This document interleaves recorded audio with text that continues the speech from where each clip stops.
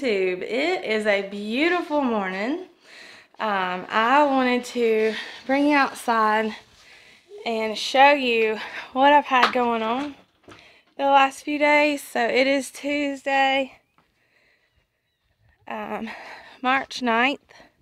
It's about 9 o'clock in the morning and it's already 55 degrees outside. It's gonna get like 70 all week. So I'm gonna come out to the greenhouse and open everything up so it don't get too hot in there.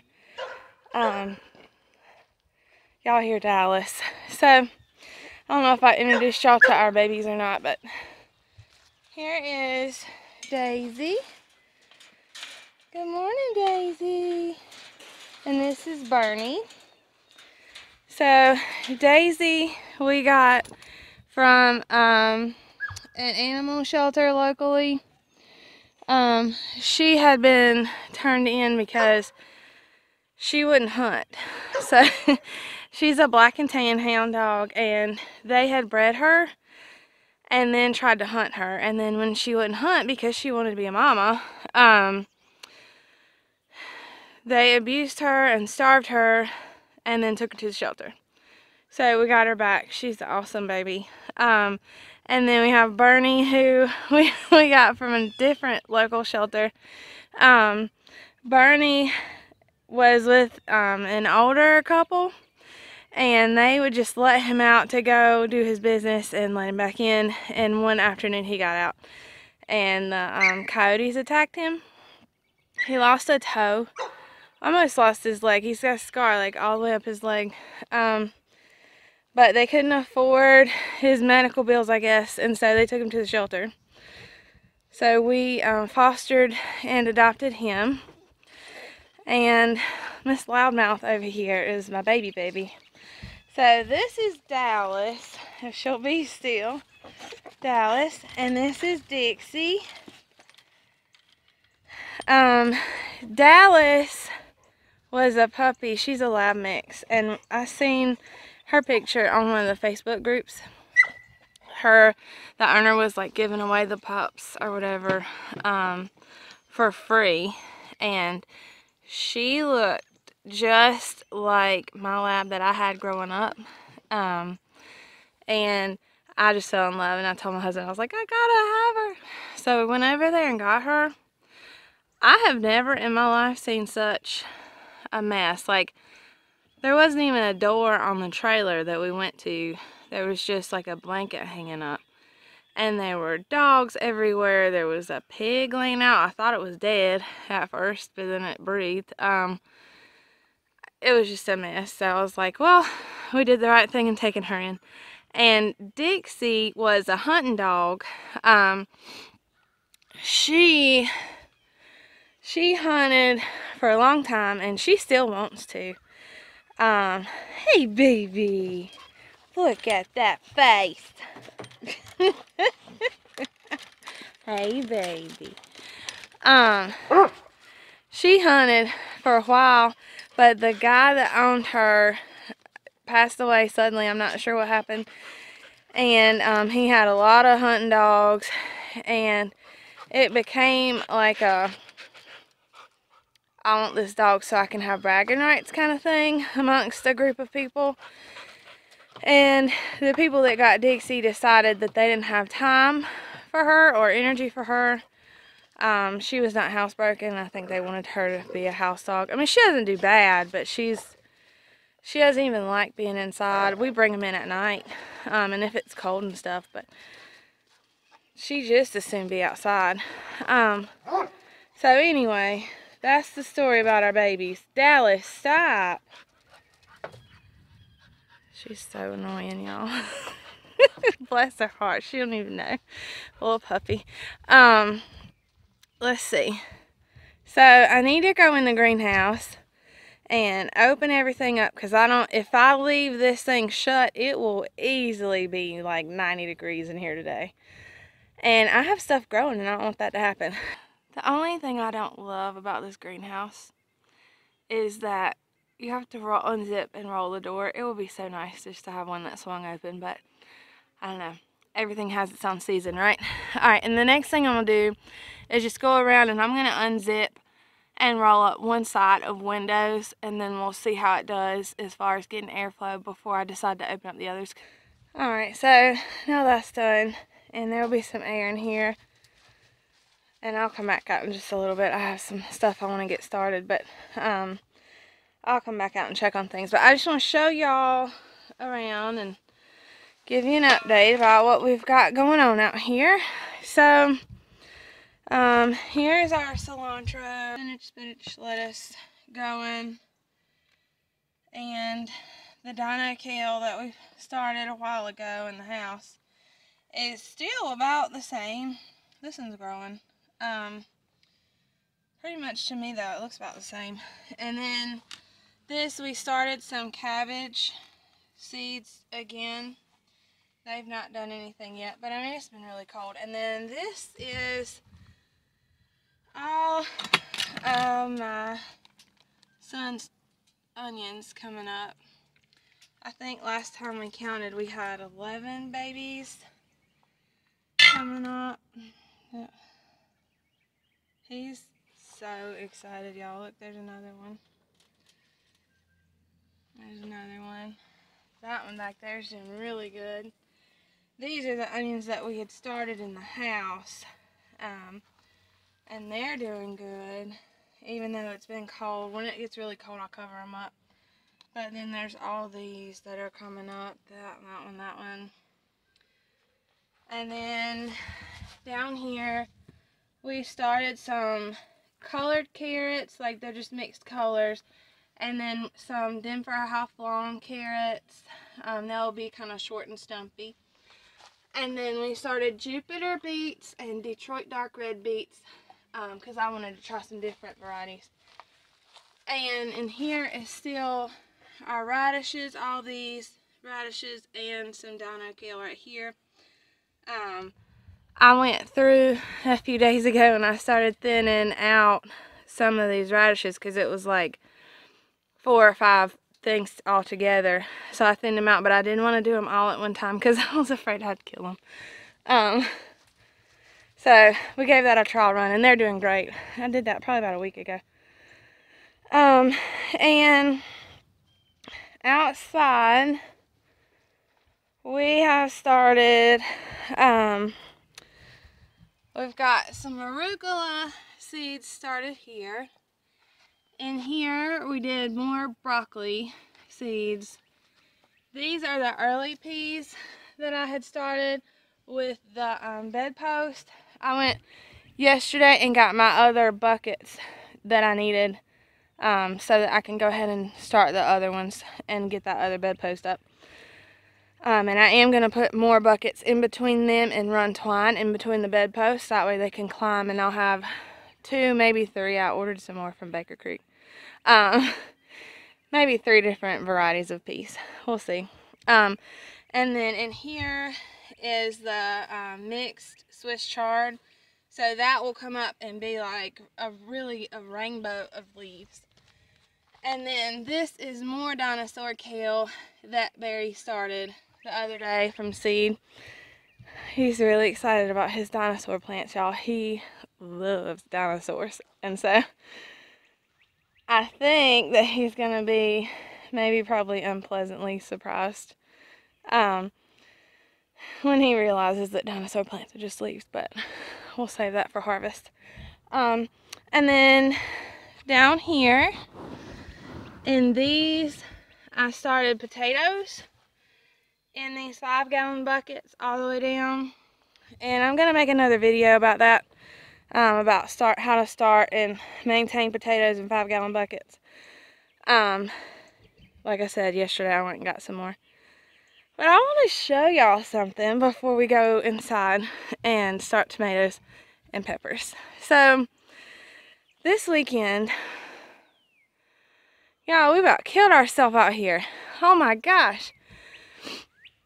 I've been talking to y'all about wanting to get these raised beds done. And one of the benefits of marrying a logger is that I get any wood, any kind, anytime I want it. We have very good access to a lot of different kinds of wood, but cedar is naturally like rot resistant. So that's what I wanted to do my raised beds out of. And he had brought home logs on the trailer, and we cut some of them. We don't have a tractor, like we're on a small place. We have trailers and stuff, but we don't have like big equipment to be lifting all this heavy stuff. So we toted way too many logs by hand, or like tried to brace them on wheelbarrows and stuff, before we thought about how the lawnmower would pull them with a chain. So we finally got that done, and we're not completely done. Our truck is in the shop again. It's got some kind of electrical problem. I don't know. I'm hoping they can fix it this week. I really need that truck because I need my trailer to go pick up dirt. But this is what we got done. Isn't that just the most beautiful thing? This raised bed right here will be here, I think, when I die. Like, that thing's not going anywhere. It is so stout. I'm so excited. So the plan is, hopefully we'll have the truck back and be able to get more cedar logs this weekend, because we have some left, but we don't have enough to do another bed this deep. And I really do want it this deep, just because I am not impressed with the looks of this soil. I haven't run my soil test yet. I went and picked that kit up yesterday. We'll do a video about how to do that. But I'm just not that impressed, and I don't have high hopes for this soil. This ground out here has never ever been planted with anything. And all the farms around here, there are some farms that grow vegetables that I've seen, but not many. And what farms do grow vegetables don't, if they grow them in the ground, you can tell they just don't do well. Mostly people grow tobacco out here. And I'm not growing tobacco, I'm trying to grow food. So I already know from the get-go that this ground is going to take years of love and being worked and nourishment and all that. So I'm starting out in these raised beds with topsoil and compost, and I'm going to run soil tests and make sure that I have enough nitrogen and enough potassium, calcium for my tomatoes, all that. I know it's going to take a lot of amending, especially this year.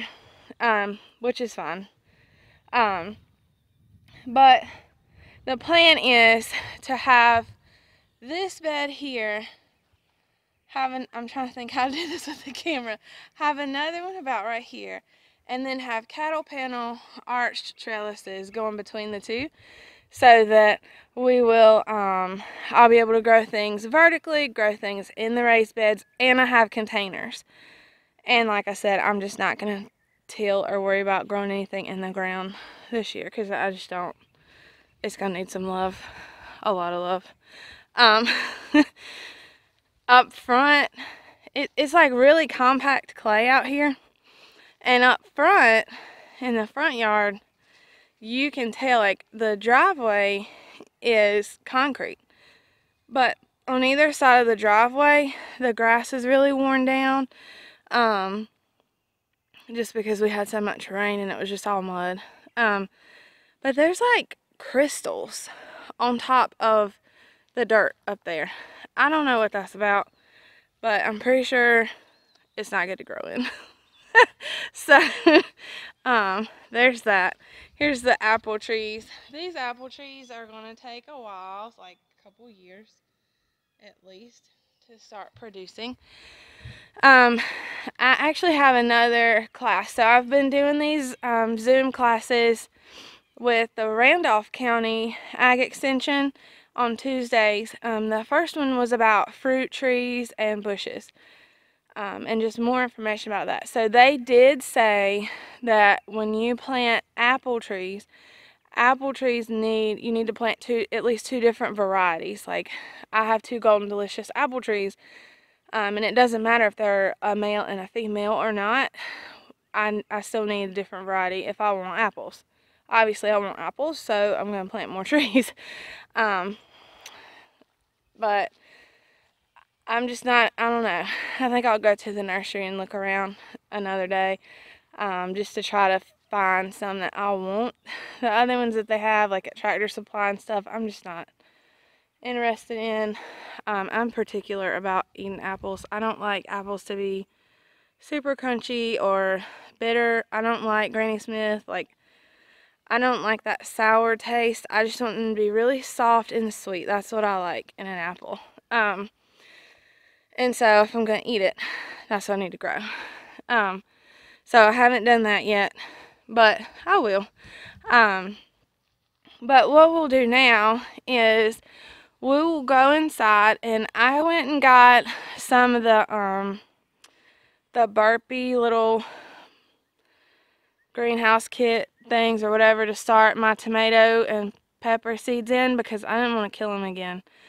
I don't like spending money on this stuff, but I have wasted my window of time where I can screw up and still be able to plant stuff and have a harvest. So the first round of tomatoes and peppers that I killed by taking them out to the greenhouse too soon, that was my experiment for the year, and this time it has to go right. It just has to, or I'm just not going to have tomatoes and peppers. So we will walk inside, and I'll take y'all to my crazy office where I have a little bit of everything going on, and talk to y'all about planting in these little cups. Alright, y'all, so we're coming in to my office, and I'm just gonna show y'all. Look. So we were outside in the shop the other day, and I decided that my husband didn't really need this wooden ladder anymore. Took it and I made a stand out of it so that I could put stuff in here in front of my balcony doors. That will work great with my tomatoes and peppers, especially because when I get them ready to be hardened off, all I gotta do is slide them right out the door during the day, bring them back in for like a week or so, and get them used to being outside some before I just really throw them out on the ground. So it works better for me. He wasn't too opposed because that ladder's just old as Methuselah. But I wanted to talk to y'all today about these.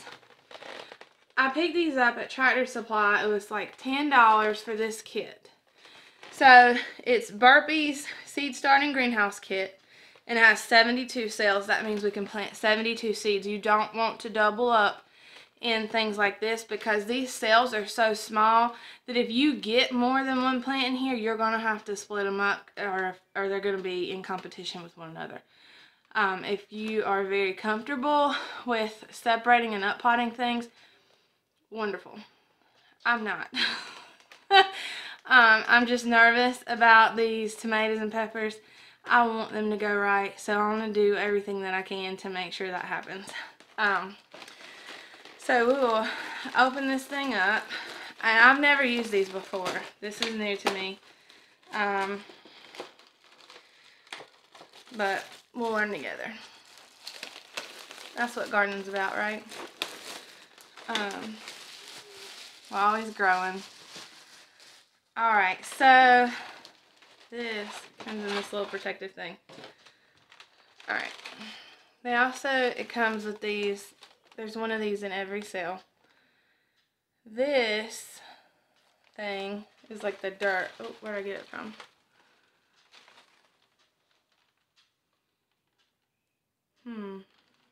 Oh, that one. Alright. So it tells you on the packaging that these are natural coconut fiber superior growing pellets. So what we do with those, I'm thinking, is that we're going to water those, and that's going to be our soil or our dirt in this pot. Yep. Alright. So on the back, there are instructions of what we're supposed to do, which comes in handy because, like I said, I've never done this before. So it says remove contents from packaging, including the diagram sheet and wood soil mixer. Oh. So there's a diagram sheet. That's really nice so that you can keep up with what you got where. And this is the mixer. Honestly, I don't know if I'm going to use this because I use my little stakes. We'll see. But that's nice to have. It's split up 38. So 36 and 36, I guess half and half. That's cool. Reinsert the planter with the pellets into the watering trays. So we've got 2 trays. This is really neat. It splits everything in half. I didn't realize that. These are the lids that will give like the greenhouse effect. They keep moisture and heat in, but they allow sunlight in also. And then we've got 2 of these pellet trays. This one has 2 of these soil things a piece, so we're going to separate this out. Y'all can't see what I'm doing on my desk, I'm sorry. So we're going to take a tray, a watering tray, a pellet cup, and we're going to put pellets in all these. That's pretty straightforward. So we'll divide them up. Each little cup, let me see if I can fix this so y'all can see. Here we go, that's better. Alright, each little cup is going to need one of these. So we're going to go through on the one tray and fill this one, oops, up, get out there. A little tedious, but nothing too complicated.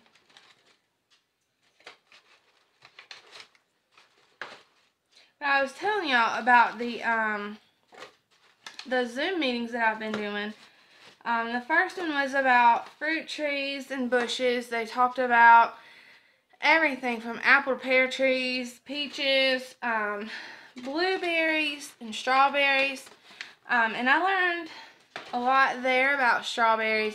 My family absolutely loves strawberries, and I have a bakery, and I refuse to bake my strawberry cakes when they're not in season because store-bought strawberries are disgusting. So I'm pretty excited to try some strawberries. I didn't realize that they don't need that much room to grow, and their root system does not go very deep, and so they don't need anything too awful deep either.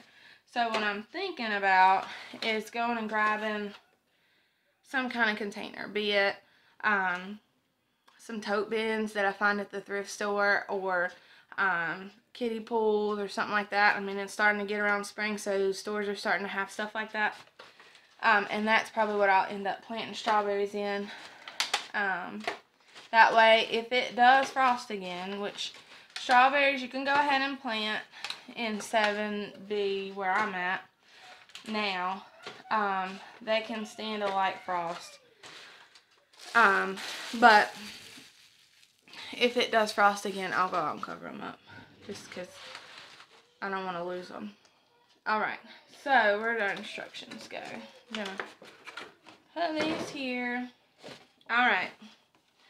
Slowly drizzle warm water over pellets, allowing water to gradually soak into compressed core fiber. Pellets will expand at different rates. This is common. Use soil mixer to hold pellets flat, loosen, and even out soil as it expands. Repeat this drizzling process until the growing pellets have fully saturated and fully expanded. Watering trays may need to be emptied to 1 inch or less before sowing. So, I'm going to go get a big thing of warm water, and we're going to watch these things grow. So we got warm water. Y'all, I just love these jugs. These are the jugs that you get milk from the dairy in.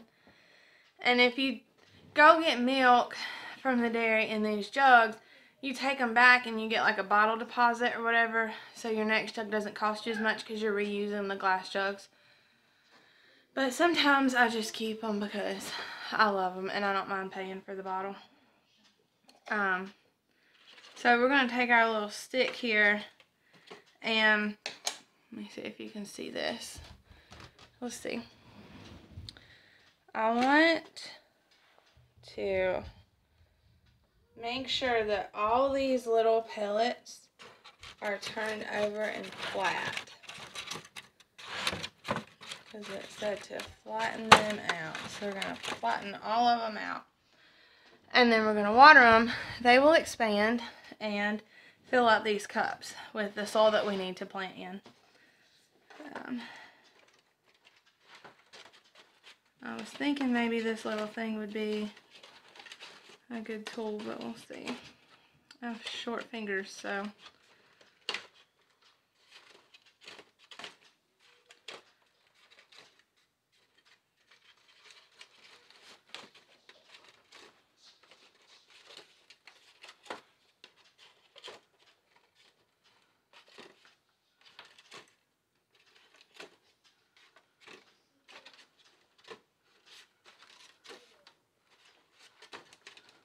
Okay,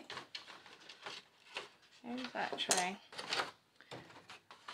It's over here. I just don't have enough room, y'all. Alright, so we'll start filling these things up. I don't really know how much water they need. Ooh, this is cool. Y'all have to see this. They kind of look like little soul turds. I'll pour that over there, just in case. Alright. Now, when I do video, I don't know how to flip this camera around, y'all. So that's why sometimes it might be wonky. I apologize. But I'm going to try to make sure you can see this. Alright. So they start expanding pretty quickly. But I have a feeling this is going to take a lot of water.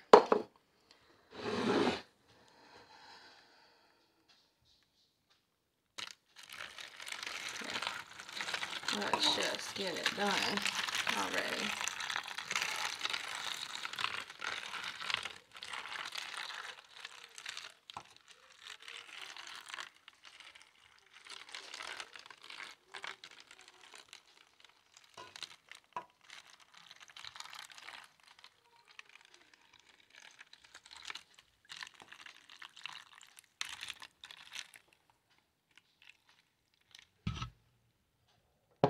Okay, what's that?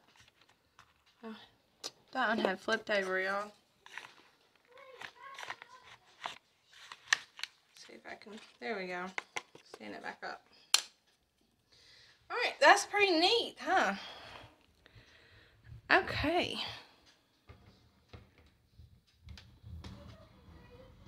Try to set this far enough back y'all can see.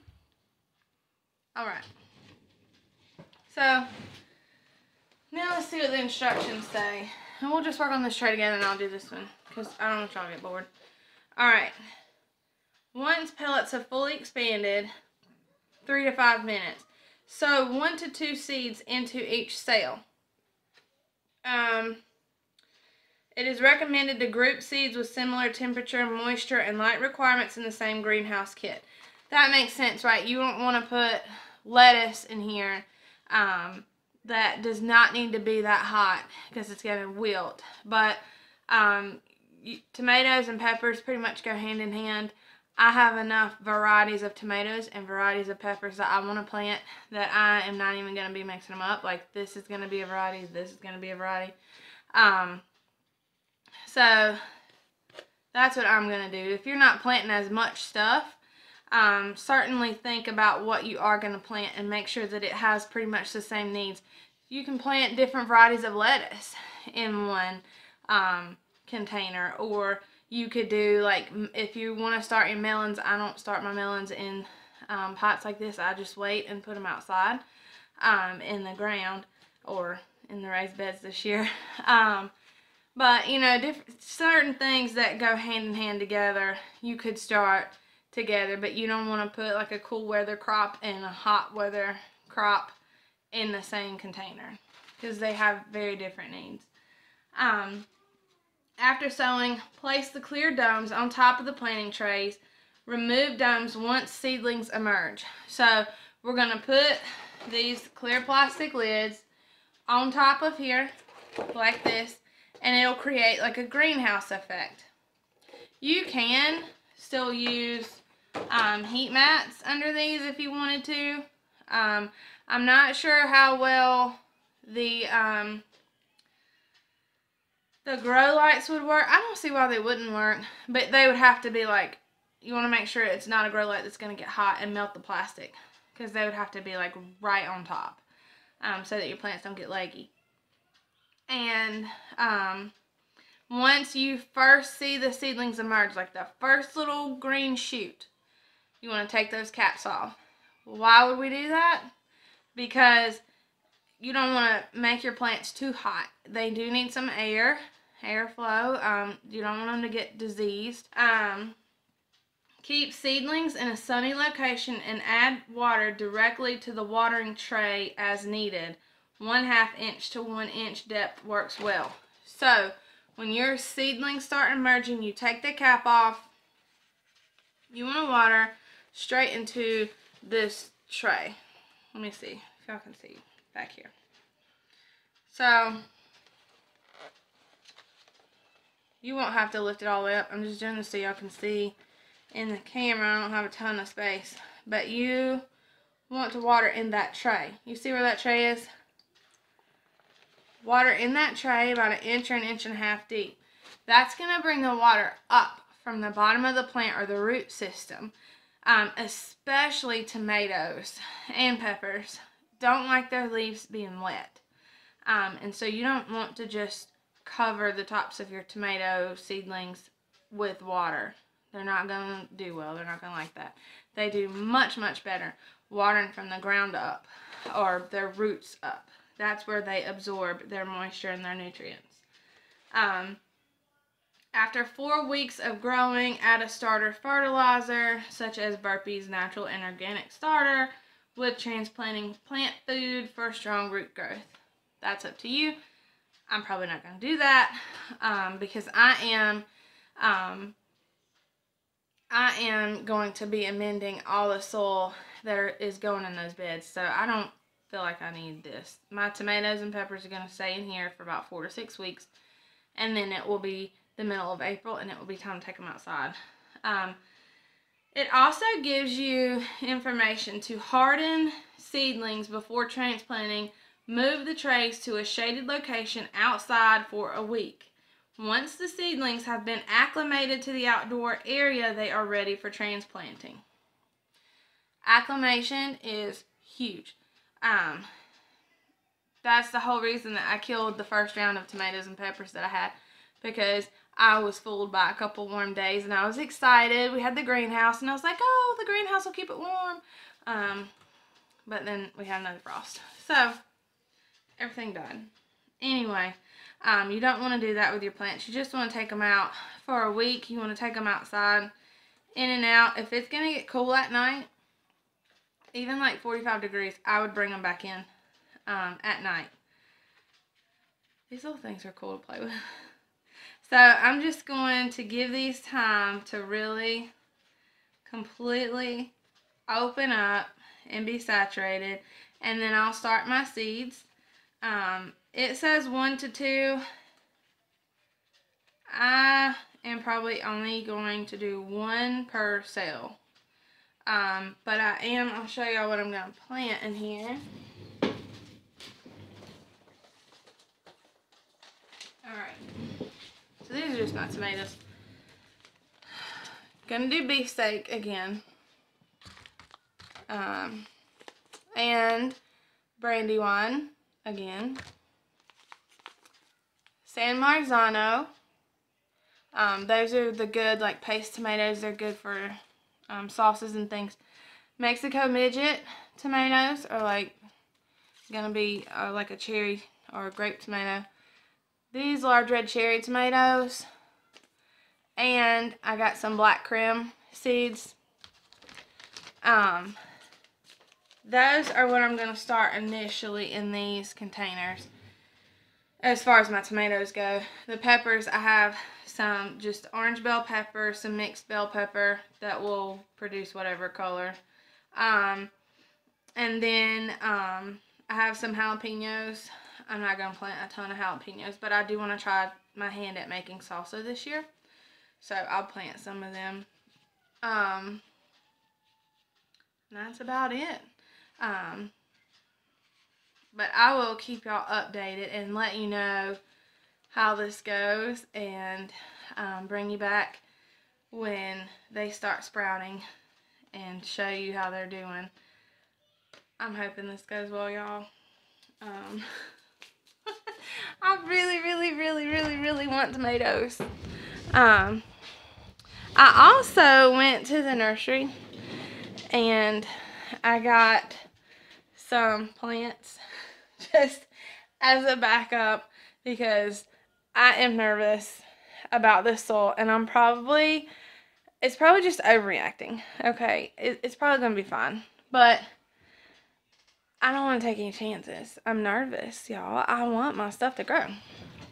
So I got some cabbage, broccoli, I got some red leaf lettuce, and I got some butter lettuce, cauliflower.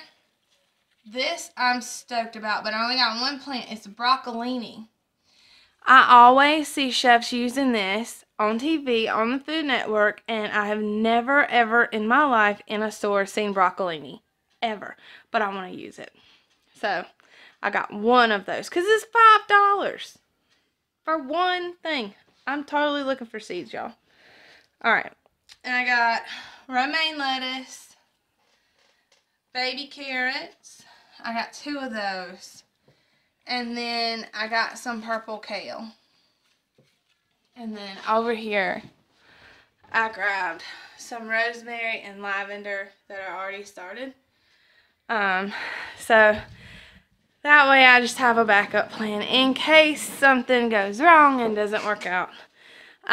But anyway, I will be back with more videos about planting the potatoes in the 5-gallon buckets. We're going to plant strawberries in a kiddie pool, and we're also going to plant our science experiment. This I've been doing with our kids for homeschool. Look at that. That is so amazing to me. Alright.